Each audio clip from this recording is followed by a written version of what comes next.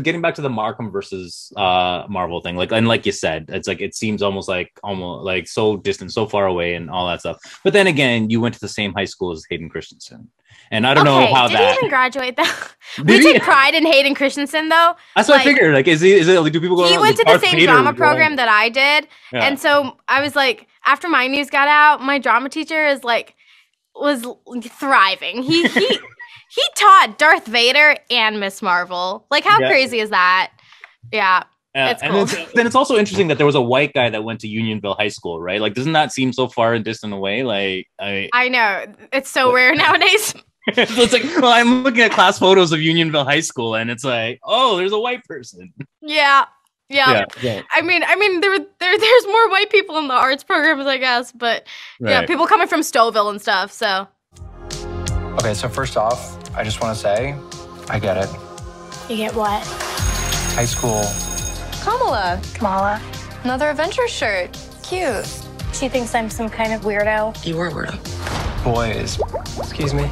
Yeah. You're kind of on my shirt. Sorry. But you're staring out the window in your little fantasy land. Kamala, hey, already? Really? Come on, like. Do I have to figure out my whole future before lunch, or is there like... I love that video of you getting the kind of the casting call, like you being on your friend's driveway with the typical Markham home with a big ass garage, and taking this call. I mean, it kind of captures the from Markham to Marvel thing in that video. And I'm just wondering, like the casting call for Miss Marvel happened. It began in the summer of 2018, right? And they didn't announce you until more than 2 years later. Yeah. So when did the casting process begin for you? And how did kind of the pandemic play into that? Like, what was that process like? Yeah, I was surprised they took 2 years and landed on me. I started my audition process in 2020 in February, and it was all through a WhatsApp forward that my aunt received. And she sent it to me because I'm a huge Miss Marvel fan. I read all of the comics when I was in high school. I dressed up as her for Halloween, and so she was very much a prominent, character in my life, and my entire family knew that.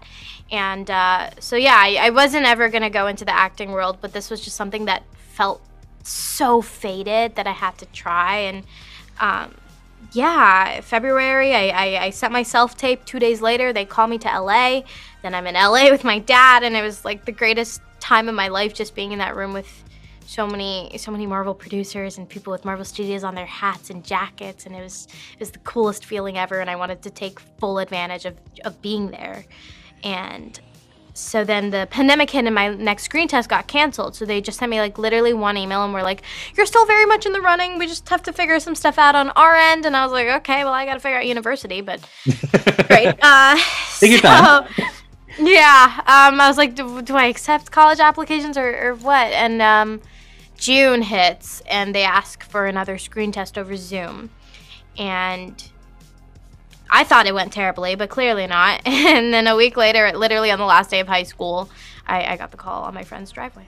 Interesting. So now I know it's awkward to take compliments, but I'm going to ask you an even more awkward question. Please. What do you think it is about you that cinched the deal? Like, why do you think they picked you? I mean, I know why I think you were perfect and stuff, but do you have an idea of what it is? Like, it's weird talking about yourself. I'll say what they've told me. Right. That just, I mean, I think it's the love of Marvel, and that first screen test was mostly me just gushing over like Louis Despacito and Seraphin, who are the first people that I ever fangirled over. Lou is one of the executives at Marvel, and they were like, so we're gonna have someone from Agent Carter season 1 direct your screen test. And I was like, oh my god, is it Louis Despacito? And they were like, yeah, how did you know that?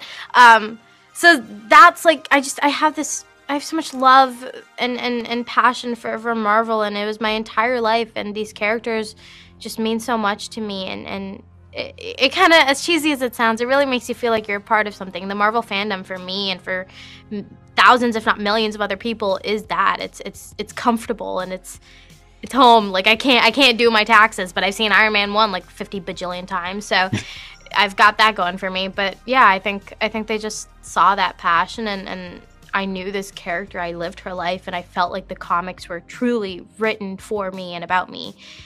And yeah, I didn't put on a face. I was just really just being myself and expressing my passion and love for Marvel through Kamala. So yeah.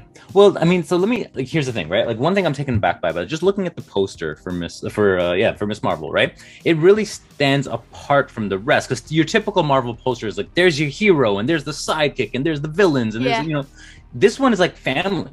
It's like Kamala's parents and Kamala's brother and Kamala's best friends, and then, you know, and then the ancestry, and that just, I mean, you know, like, I don't think there's other Marvel posters that really hit on family and community in the same way, not since maybe Black Panther. And I mean, how does that to you speak to just what this show is, why this show stands out?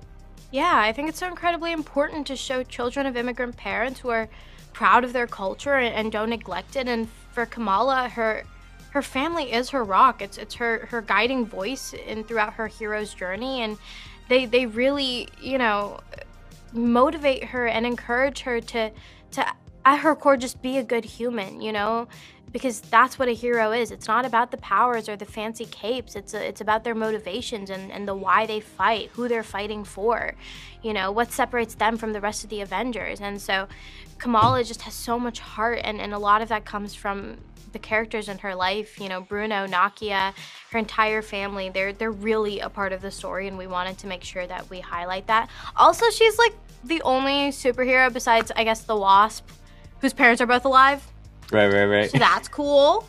You know, parents, we love them. Yeah, I think it's great to show a tight-knit, you know, family, and that's the case for a lot of South Asians. Well, you know, like, so here's the thing, right? Like, you working on the show, you get to meet Muslim and Pakistani people from kind of all over the world, right? Like, it's like, I mean, I think that's a way to kind of discover the diversity of being Muslim in some ways, right? Because I mean, you're growing up within the Markham Pakistani Muslim community, and then this is opening your doors. And what did you notice? Like, what did you learn from that experience when collaborating with all of these different people on the set?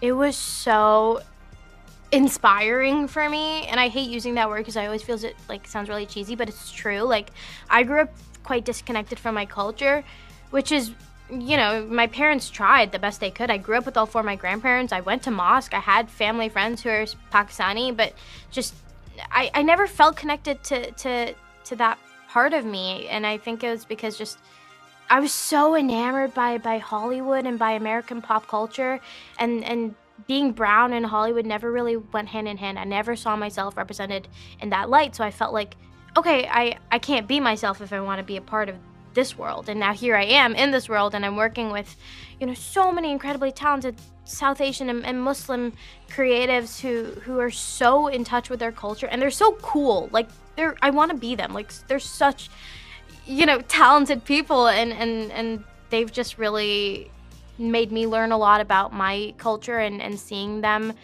you know, be this cool and be so, you know, in touch with their roots made me really go back and reconnect with mine, and my parents are so happy about that. But yeah, it took a while. What's up with the lack of social media presence? Because hold on, I've never met someone your age that doesn't have a public, at least Insta and TikTok account. There's a lot of reasons. There's no way to really transition from Markham to Marvel, and this is my way of kind of easing into it. Social media can be a lot. It can be an extra job, and I really don't need one of those right now. And so I kind of just want to keep my distance from it. I don't think I'm mentally mature enough for it just yet, but we'll get there. I mean, I do understand the importance of it, but right now I just see more negatives than I do positives. No, I love that. I mean, these are very healthy decisions for you, I think. But I also, I mean, first of all, there's a fake Iman Vellani account that has a fun little they're doing the work. It's fine. But then also, I mean, you do have a letterbox account, and I stalked the shit out of that. And that was like the one thing I forgot. That and my Vimeo were the only things I never took down. Right. Yeah. But can I tell you why I love your letterbox account? Because I don't know how many 19-year-olds I know who love Bergman's Persona and Taxi Driver and La Jetée and The Master and Burning. Like, what is going on, Iman? Like, you are not... I know. She's this indie artsy... No. Portrait of a lady on fire? Like, this is, come on.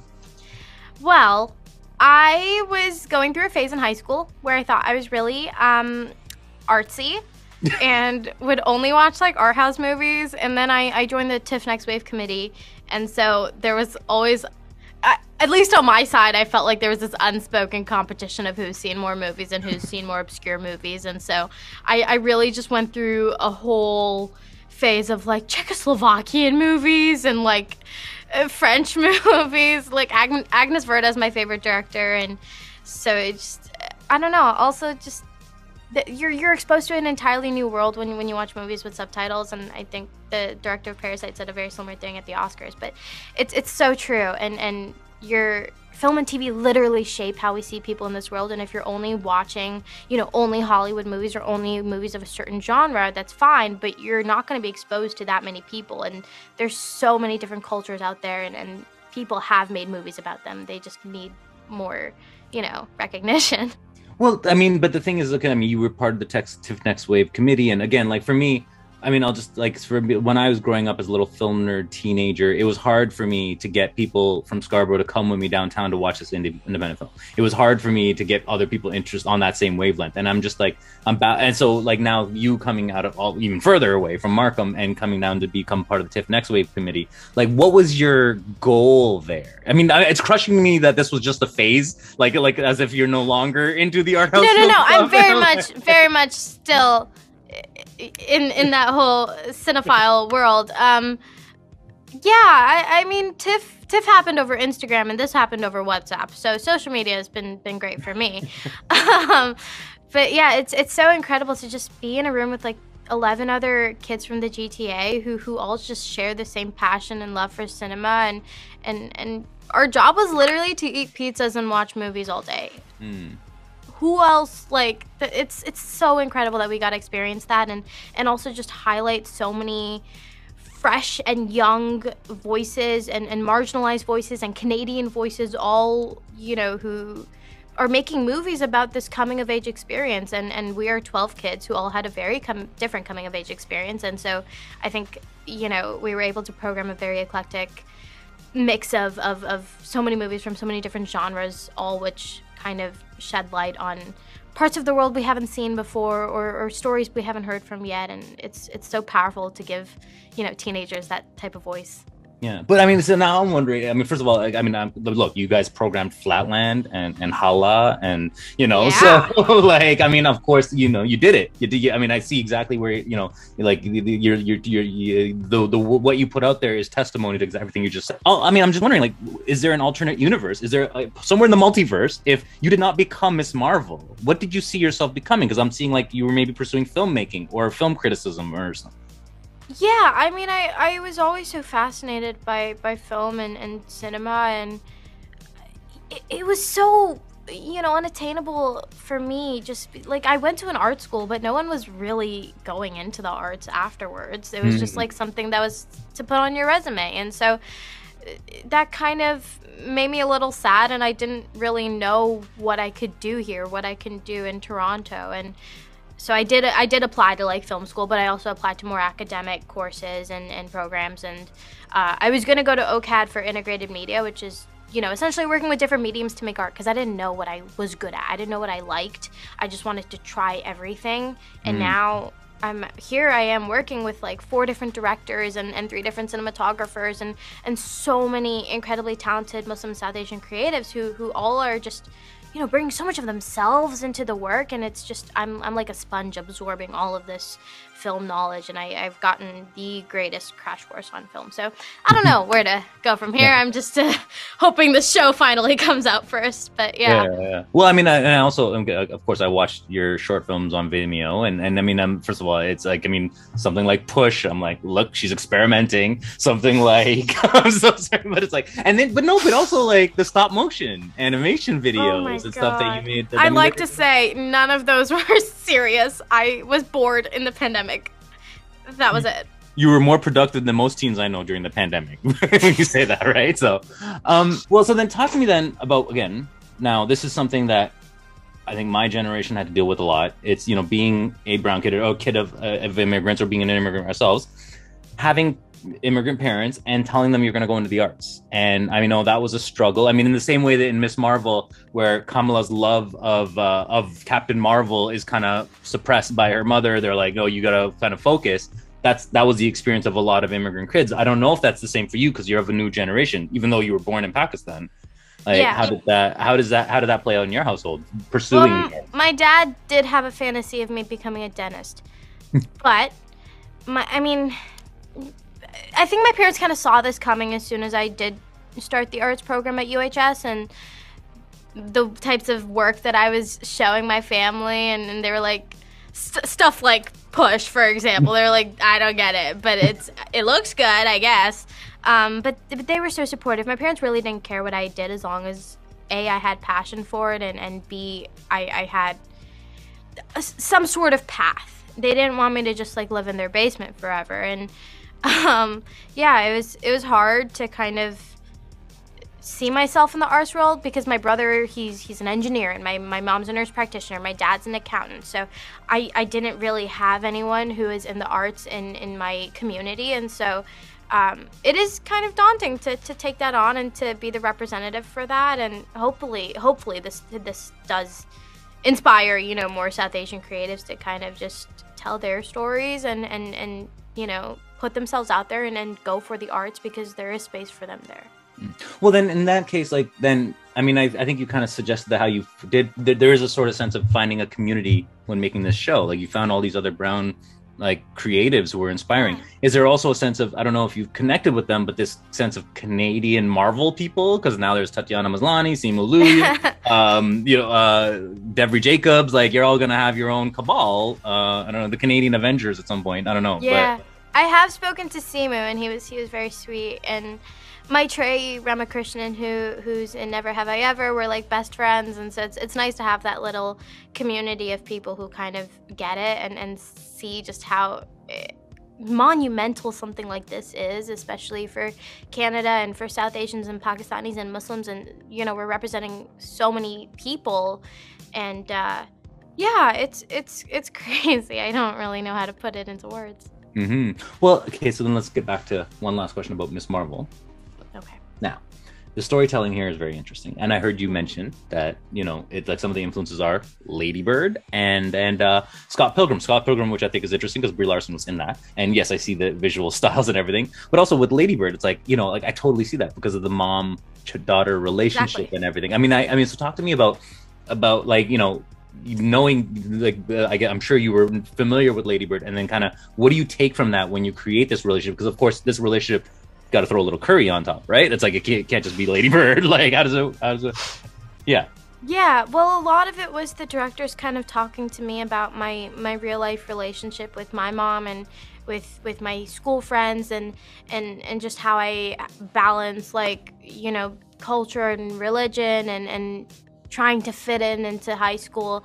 And so, yeah, Ladybird was a wonderful inspiration for us to just kind of tap into that mother-daughter relationship, and it's a theme that, you know, travels throughout the entire show, all the way from 1 to 6. We really wanted to make the core of the show the family and showing, you know, how complicated these relationships can be, especially like post-partition, you know, when so many families were separated and you know, there's a lot of rough history there, but I think we covered very, very well, and we just wanted to make sure we tell this one story as specifically as possible, because we cannot fall into that, you know, routine of where Hollywood just puts one brown person on screen and tries to generalize 2 billion South Asian and Muslim people into this one person. That's impossible.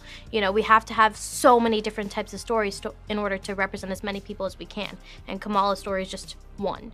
So hopefully this does, you know, inspire future generations of filmmakers to tell their stories. Okay, amazing. So once again, Iman, congratulations. Thank you so much for having this and conversation. Also, thank you for doing your research. You went deep. For stalking your letterbox? Oh, absolutely. Yeah. I went through all 15 pages. But oh my it made me so happy, though. It brought me so much joy, I'm telling you.